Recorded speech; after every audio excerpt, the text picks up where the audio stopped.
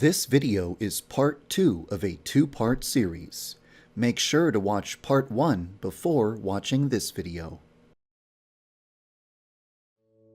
In the previous video, I described how the player could use emetic poison to sabotage someone's meal, which could damage their relationship with others or put them into a vulnerable situation. However, emetic poison isn't the only type of poison available. You can also acquire lethal poison. Currently, the only way to do so is through InfoChan. More methods of acquiring lethal poison may become available in the future. You can't put lethal poison into Senpai's food, but you can put lethal poison in Osana's food. This will kill Osana immediately, allowing you to eliminate your first rival before lunchtime is over on the very first day of the game. However, choosing to eliminate Osana in this fashion has a very powerful consequence. You will be forcing Senpai to watch powerlessly as his childhood friend chokes to death right beside him. Osana? Are you okay? What's wrong? Hey! Do you need any help? Osana! Oh my god! Osana! Answer me! Wake up, please! Wake up! Don't do this! Oh god! This can't be happening! No! There is something that I don't think I've ever mentioned before in any of my videos. It's very important, but it just never came up until now. As you know, Yandere-chan has a sanity meter that goes down whenever she harms another person. However, Yandere-chan isn't the only character in the game with a sanity meter. Senpai also has a sanity meter. Senpai's sanity will take damage whenever he discovers something disturbing. Bloody weapons and pools of blood will deal a small amount of damage to Senpai's sanity. Discovering a corpse will deal a lot more damage. Learning that his best friend or sister are dead will also harm his sanity. However, the most damaging experience Senpai can possibly go through is to witness his best friend or sister dying right in front of his eyes as he is powerless to help them. Yandere Simulator will have multiple endings. The ending that you will get will be determined by numerous different factors. How many people you killed is just one of those factors. Who you killed is much more important.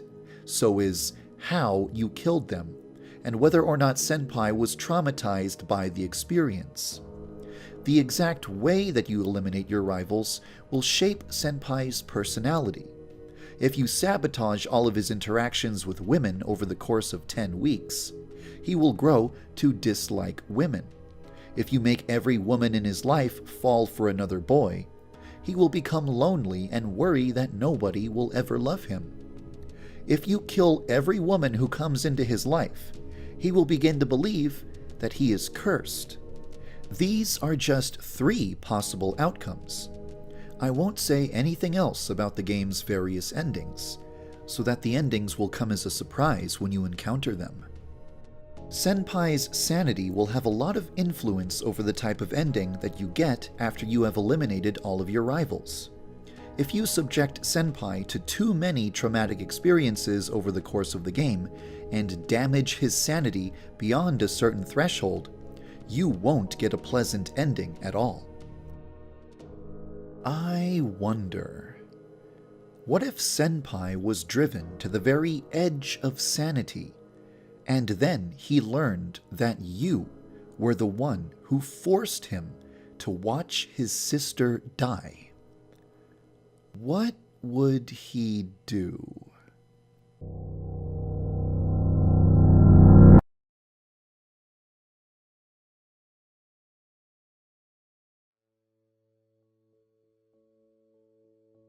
In the future, I may decide to give the player a way to repair Senpai's sanity after it has been damaged. For example, leaving notes in his locker or leaving gifts on his desk.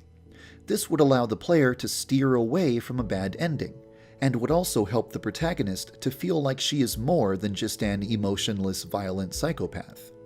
This is a relatively new idea, and there are still a lot of things that I have to consider before I can promise to include it in the game. In addition to adding new voice acting and new animations, a lot of other work also needs to be done in order to make rivals feel special and unique. For example, Senpai should react differently to the sight of a rival's corpse than the sight of a stranger's corpse. This is just one of the many ways that I want to make rivals feel as distinct as possible from all of the other students at school. I thought that I'd be able to make much faster progress with Osana, but over the past 2 weeks, I only managed to implement her Monday interactions with Senpai. This is because, as I implemented Osana, I thought of so many different ways to improve the game. Allowing Yandere-chan to hide behind cover and peek at Osana and Senpai while eavesdropping on them was an idea that only occurred to me about 10 days ago. The same goes for the locked shed, locked cabinet, the pickpocketing minigame, the gardening club members, etc.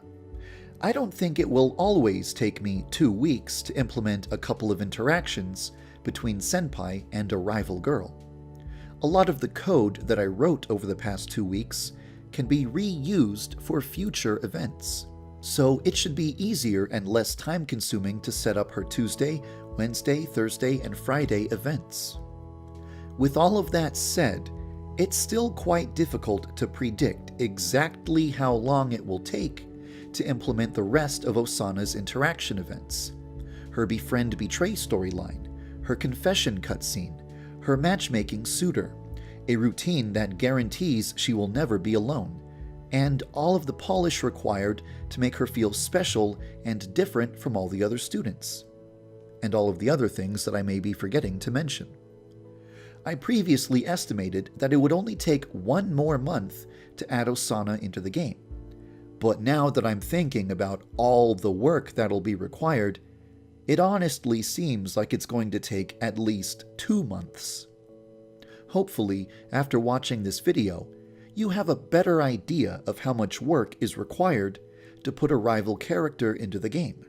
Hopefully, this will make it easier for you to be patient and understanding while I work on Osana. Today, I will be releasing a new build of the game that has a bunch of bug fixes, but no Osana. She's not ready yet. In previous builds of the game, I made it possible for the player to summon Osana by changing 1 line of text in a file outside of the game. Starting in this build, I'm not going to allow the player to summon Osana so easily. I don't really want anyone to see a buggy, half-finished Osana. I'm sure that somebody will manage to mod the game so that they can see Osana, but don't be surprised if she's a buggy mess at this point in time. It's quite rude to peek on a girl while she's getting ready. Baka! Now you're all caught up with everything that I've been working on over the past 2 weeks. In January, I will continue to make progress with Osana. Last year, January was a very big month for me. I released a lot of videos about important subjects. This year, I might release some follow-up videos to give you an update on some of the biggest issues from last year. I'll try not to let these videos delay my progress with Osana. Thank you for following the development of Yandere Simulator.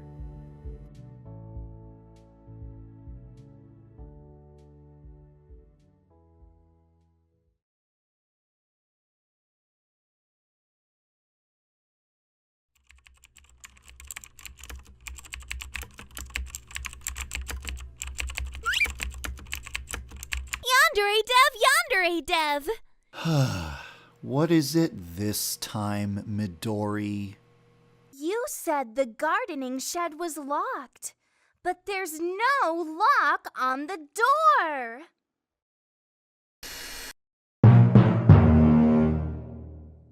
Well, that's because the game's not finished yet.